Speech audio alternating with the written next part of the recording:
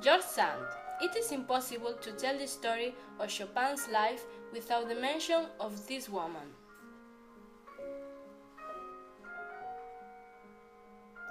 George Sand was an extremely famous author in Paris who had already published numerous books.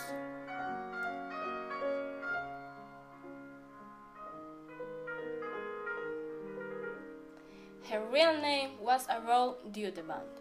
George Sand was her pseudonym.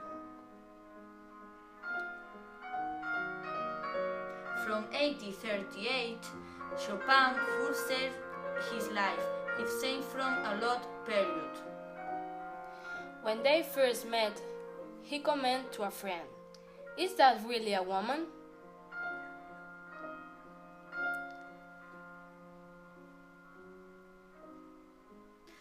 Sand was a somewhat masculine woman who wore pants and smoked cigarettes in public.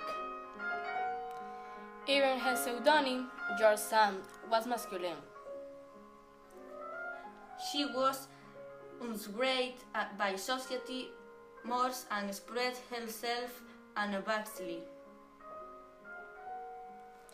The romance novels she wrote were extremely popular. Of course, Chopin himself was also famous as a pianist in Paris by this time.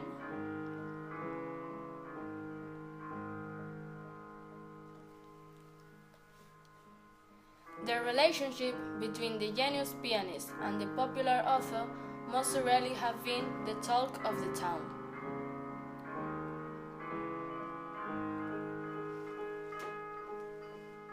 At the time, Chopin was not in the best of health, and perhaps the attention paid to them by society aggravated his condition.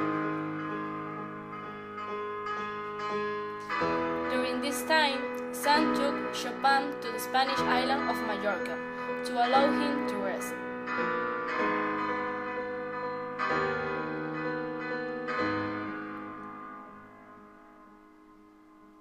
To avoid attention, they let Paris separate and romped at the village near the border.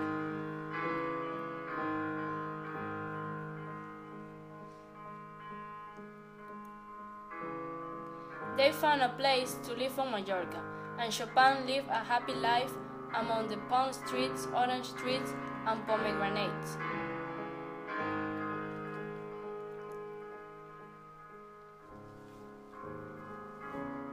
Chopin helped operate to the improvement, but the islands entered its rainy season and the warm water vanished.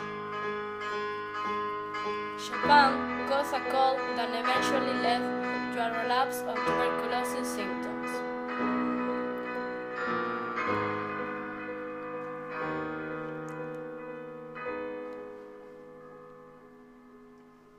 At the time, tuberculosis was a terminal illness, and Chopin and Sand's landlord evited them fearing contagion.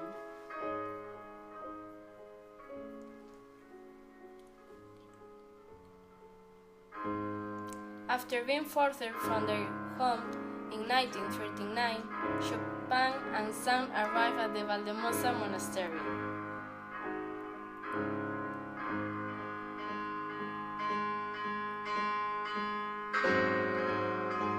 And rain continued to fall on site.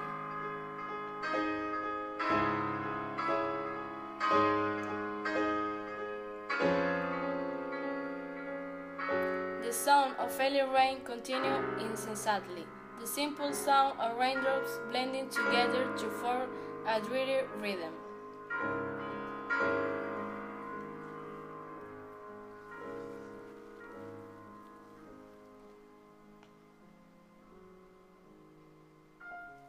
It was under these circumstances that this song is said to have been born in a room in Valdemosa.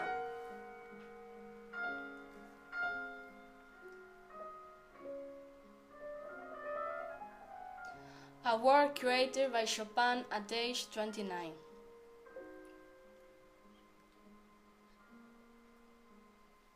The journey to find rest ironically result in the warning of Chopin's health.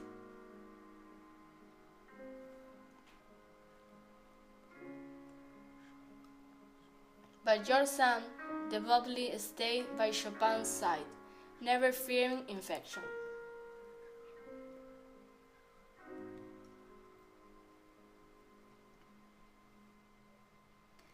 There is little doubt that she was an invaluable source of comfort for Chopin.